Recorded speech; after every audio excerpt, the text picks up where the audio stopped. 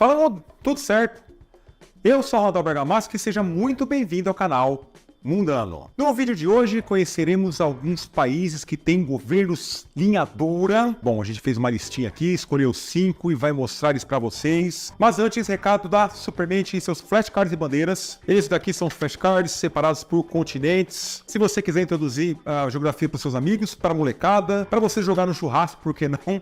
Então, tá aqui os flashcards e bandeiras. Vou deixar um link aí na descrição, dá uma olhadinha lá, sem compromisso, não é tão caro quanto você pensa e vem o pacote completo, tá, gente? Então, vamos lá, governos, linha dura, mas antes, roda a vinheta.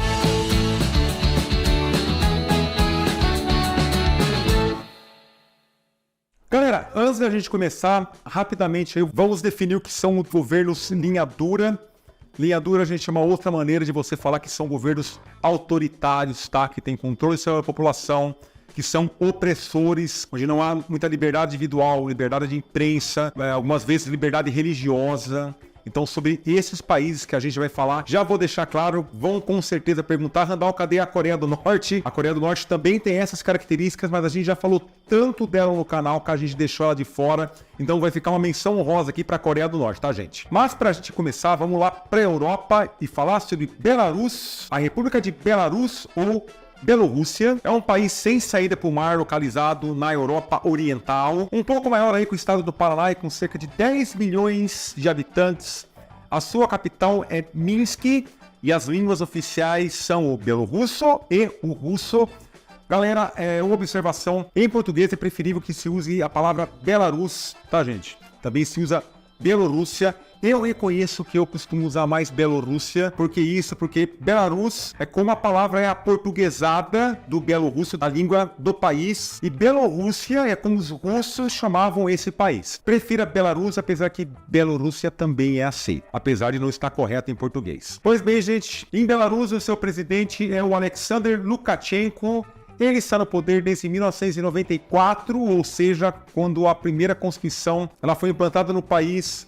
Ou seja, o Lukashenko ele está no governo desde o início do país, desde que ela se tornou independente da Rússia. O Alexander Lukashenko é o homem mais rico de Belarus e ele é conhecido como o último tirano da Europa. Ele mantém relações muito próximas com a Rússia e ele foi reeleito todas as vezes. Foram realizadas 6 eleições na Belarus. Ele foi eleito na primeira e reeleito no restante. Inclusive, ele é muito criticado porque, inicialmente, o presidente de Belarus ele teria 7 anos de governo, só que ele tirou esse limite, então ele é reeleito constantemente. E por isso, os resultados dessas eleições, elas são duramente criticadas por várias organizações pelo mundo. Elas são consideradas fraudulentas. E o único país que realmente apoia as eleições em Belarus é da Rússia.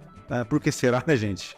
Mas enfim, bom, como eu disse, além de tirar o limite de reeleição, o seu governo é autoritário e a oposição é tratada com muita repressão. Não há liberdade de imprensa e tudo aí está sobre a forte mão do Lukashenko. Há um caso, gente, recente de 2021, um blogueiro de Belarus que fazia oposição ao Lukashenko.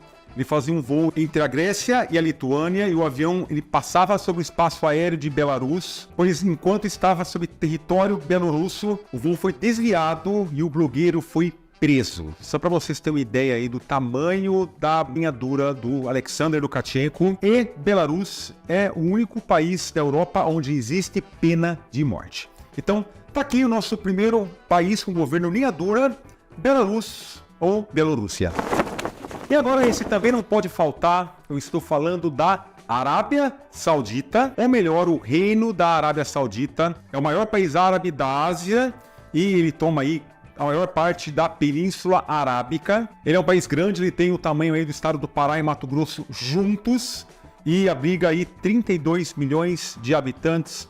A capital é Riad e a língua oficial é o árabe. A Arábia Saudita é o maior exportador de petróleo do mundo e tem a 6ª maior reserva de gás natural, o que torna esse país rico e poderoso. Pois bem, gente, a Arábia Saudita ela é uma monarquia absolutista teocrática, tá? Então ela tem um rei e ela é governada sob princípios religiosos.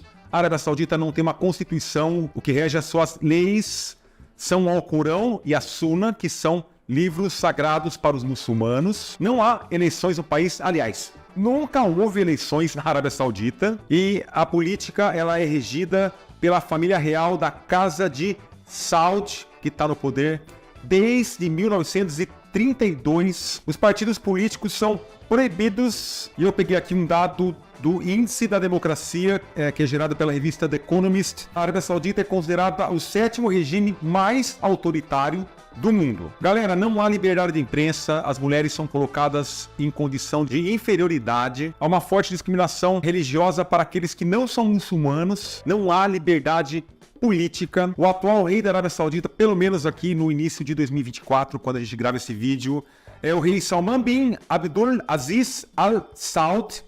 Só, gente, que quem governa de fato é o príncipe herdeiro Mohammed bin Salman. Então, tá aqui mais um governo linha dura, um governo linha dura, Arábia Saudita.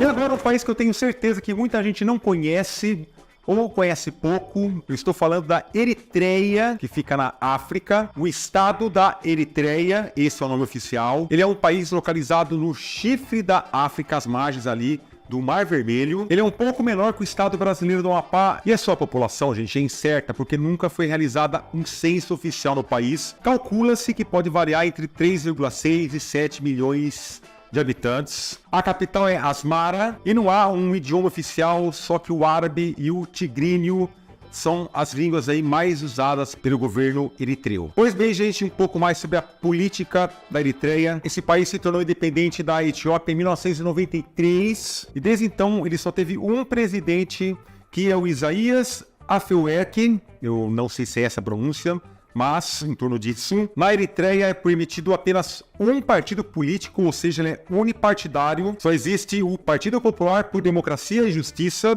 a sigla FPDJ, e os outros partidos são proibidos. O governo redigiu uma constituição lá em 1997, só que essa constituição ela nunca foi implementada e eleições nacionais são prometidas desde 1995, só que também nunca foram realizadas, nunca houve eleições na Eritreia. Críticos do governo aí na mídia ou na imprensa são perseguidos, são presos, torturados, sem julgamento, e há uma intensa perseguição religiosa no país. No país é permitido você ter religião, mas há 4 religiões que são a Igreja Ortodoxa Eritreia, o Islamismo, o Catolicismo e a Igreja Luterana. Elas são consideradas religiões oficiais do Estado, e o restante, que é a minoria, são duramente perseguidas e oprimidas. Então tá aqui a Eritreia, é um país que eu tenho certeza que muita gente não ouviu falar, mas agora já sabe que também é um país que tem um governo linha dura.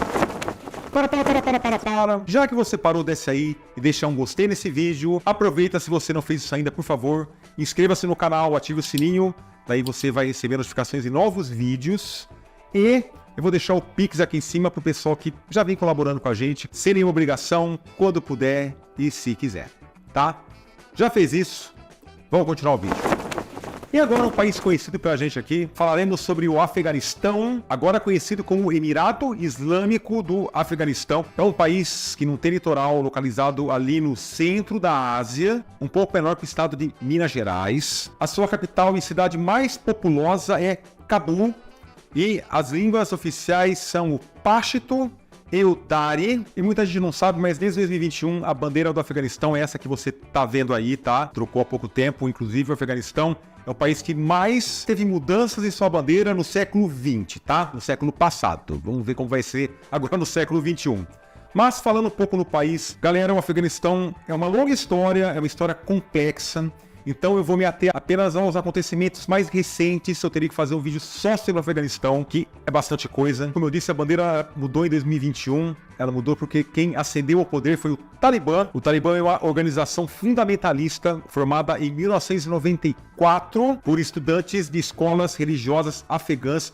Por isso o Talibã significa estudantes, tá, gente? E o objetivo do Talibã era tomar o poder no país e impor uma lei islâmica. De fato, eles conseguiram governar de 1996 até 2001, só que o Talibã ele foi derrubado pelos Estados Unidos por abrigar no país integrantes da Al-Qaeda e também o Osama Bin Laden, que era o homem mais procurado do mundo, vocês sabem por quê. Então eles foram derrubados e instaurado um governo local, porém Em 2021, esse governo local foi derrubado novamente pelo Talibã, que ascendeu ao poder novamente. E o Talibã, como a gente disse, ele aplica a lei islâmica, eles são fundamentalistas, são radicais. Hoje no Afeganistão, apenas homens podem governar. As mulheres perderam várias liberdades, há torturas e maus tratos a presos, a opositores. Jornalistas são presos, espancados, torturados, mortos. Crianças têm casamentos forçados e a violência doméstica é um problema no país, um problema muito grave, é muito comum no Afeganistão, violência doméstica, principalmente contra as mulheres. É um país extremamente pobre, um baixo índice de desenvolvimento humano e que praticamente depende de agricultura, tá, gente? Então, tá aqui esse governo complicado e opressor do Afeganistão. E para a gente fechar, eu trouxe aqui o que eles chamam de Coreia do Norte da Ásia Central, que é o Turcomenistão. Muita gente, eu tenho certeza, que não conhece esse país, mas vamos lá. A República do Turcomenistão, ou Turquemenistão, tanto faz, tá, gente? É um país ali no centro da Ásia, que faz fronteira com o Mar Cáspio. É um pouco maior que o Mato Grosso do Sul e com cerca de 7 milhões de habitantes. A capital é Ashgabat, ou Asgabade em português, e a língua oficial é o turcomeno, turcomano, o turquemeno é a mesma coisa, tá, gente? Falando um pouquinho do Turcomenistão, ele é considerado um dos países mais fechados do mundo. O seu presidente é o chefe de estado e o chefe de governo, ou seja, ele representa o país e ele governa o país também, e ele tem um controle quase que absoluto na vida do país. Desde a sua independência, em 1991, o Turcomenistão teve apenas 3 presidentes. O primeiro presidente, que foi o Niyazov, ele foi considerado presidente vitalício, só que ele morreu durante aí o seu mandato. Daí ele é substituído por outro presidente de nome complicado, Gurbanguly Berdimuhamedov. Difícil. Ele ficou quase 16 anos no poder e desde 2022 é o seu filho que comanda o país, vamos lá tentar, Serdar Berdimuhamedov. Tente escrever esse nome sem olhar no Google. No Turcomenistão, gente, há um intenso culto ao presidente, aos ex-presidentes e à sua família, tá? Que é muito comum isso em países autoritários. No Turcomenistão há eleições, só que elas são muito contestadas por denúncias de fraudes. A imprensa, ela não é livre. Qualquer movimento de oposição é perseguido. Você consegue entrar como turista no Turcomenistão, mas o visto não é muito fácil de se conseguir não, tá, gente? E por todas essas características, o Turcomenistão é conhecido como a Coreia do Norte da Ásia Central. Então tá aqui alguns países linha dura, autoritários, não são todos, eu escolhi 5 aqui. Vamos lá, coloque mais alguns nos comentários, quem sabe pode ser uma parte 2 desse vídeo, tá? É isso aí. E chegou ao fim mais um vídeo do Mundano. Eu gostaria muito de agradecer se você chegou até aqui. Mais uma vez eu peço, siga a gente em nossas redes sociais, Facebook, Twitter e Instagram. Siga por lá, gente, nossos vídeos. Mudou a periodicidade, não são semanais faz algum tempo já. A gente tá lançando um vídeo por mês, mas não tem a data certa.